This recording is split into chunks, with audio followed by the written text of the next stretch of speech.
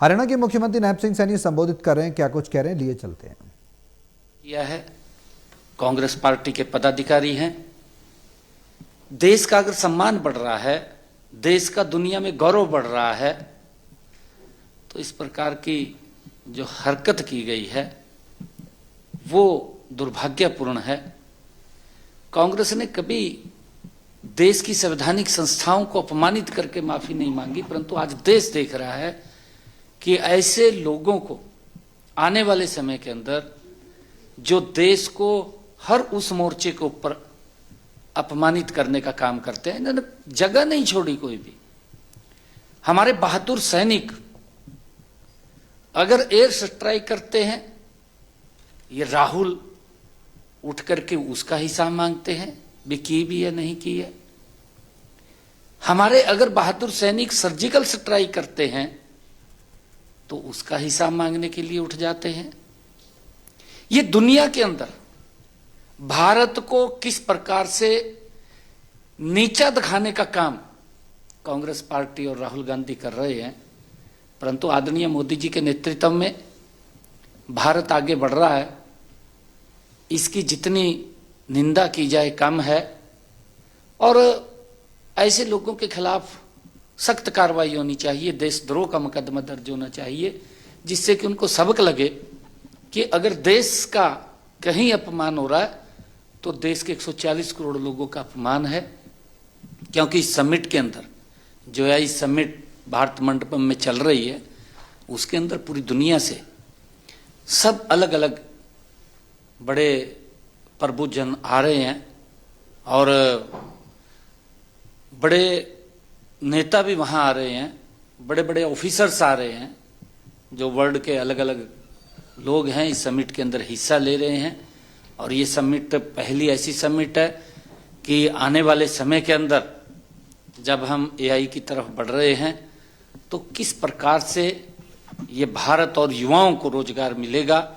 और कांग्रेस उन्हीं जिन युवाओं को अगर रोजगार का उसके माध्यम से खड़ा होगा, उन्हीं को अपमानित करने का काम ये कर रहे हैं, दुर्भाग्यपूर्ण है।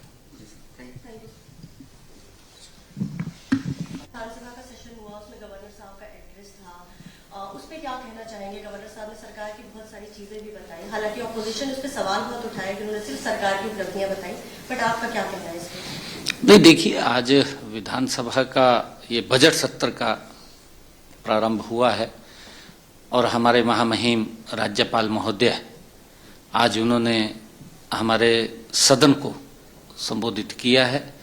और पिछले 11 वर्षों के अंदर जो भारतीय जनता पार्टी की सरकार नरेंद्र मोदी जी के नेतृत्व में चल रही है, बहुत सारी अचीवमेंट्स हैं, लगातार अचीवमेंट्स हैं, बहुत सारी उपलब्धियां हैं।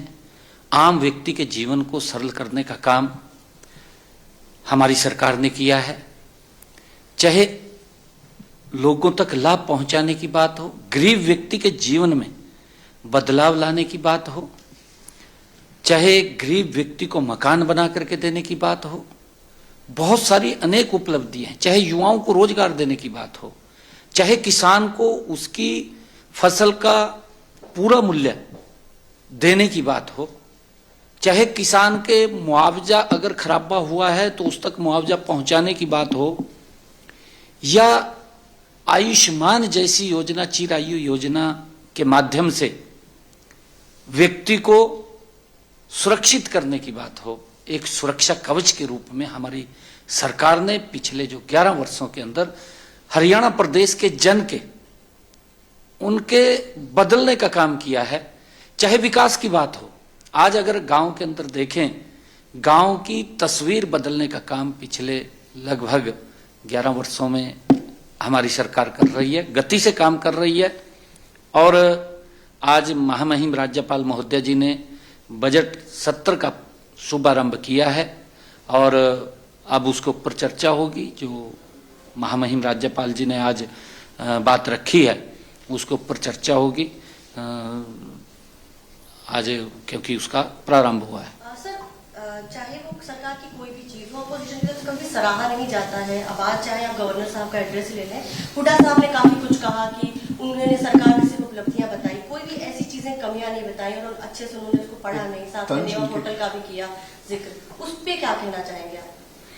एक एक शब्द वो पढ़ा गया है।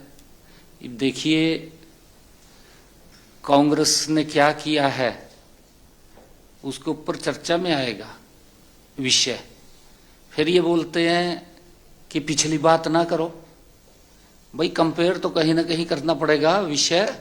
अगर आपके समय के अंदर लोगों को राहत नहीं मिली, जब उनको राहत नहीं मिली, लोग तंग हुए हैं, तभी तो कांग्रेस को बाहर किया है।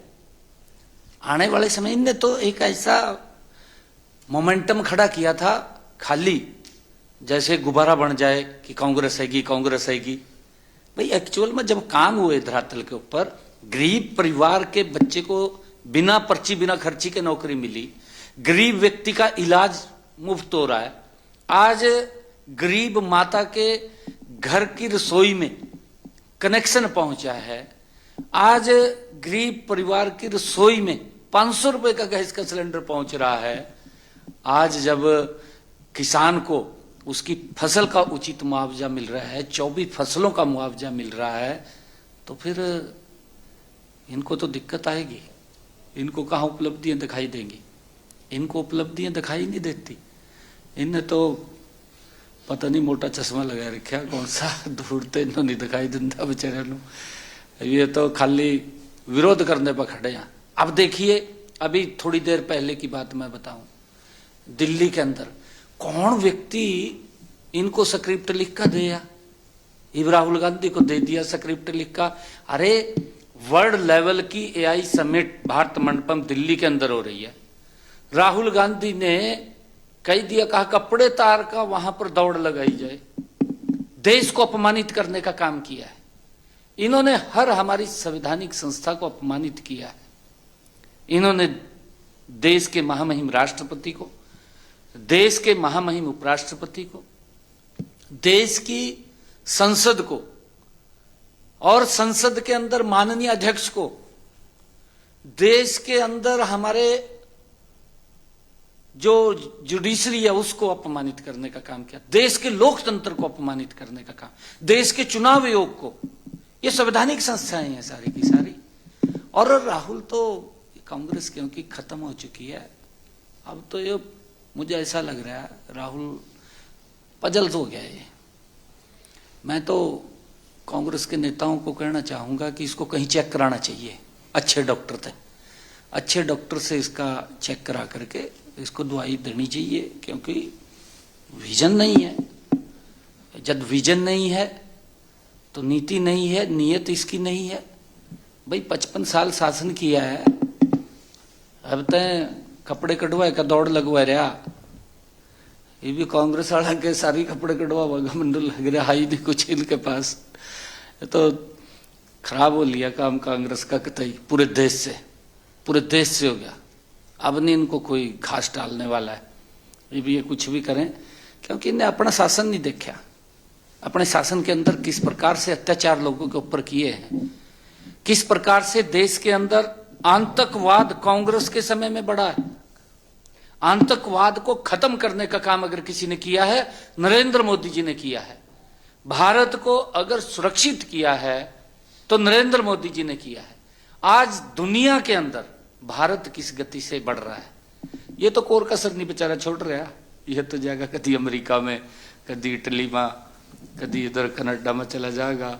ये तो घूमने जा और वहां जाकर भारत की पूरी जितनी बुराई हो सका उतनी करेगा। अब फिर इसने वही काम किया है, दुर्भाग्यपूर्ण है।